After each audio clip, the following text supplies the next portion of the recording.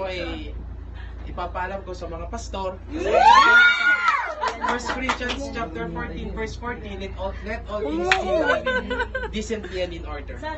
So ipapaalam ko sa lahat, sa mga pastor na ako ay Yes, I do. na ako ay manliligaw sa isang tao na ito, no? Pero sa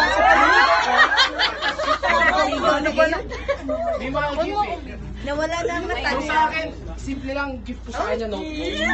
Actually, dalawa ito eh, tig-isa kami.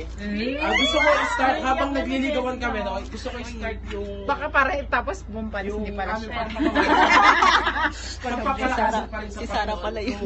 So, actually, maging hamon din sa akin to kasi nahinto sa akin to eh, yung pag-journal ko. So, ayun, meron actually dalawa to, tig-isa kami. So, maging partner ko siya in Christ habang nililigawan ko siya. Tapos, ayun, sisimulan namin sa pag-journal syempre. Sa ano, so, yun. Hindi ko na siguro babanggitin at ibibigay ko lang sa kanya mamaya para hindi siya. Thank you, Becky.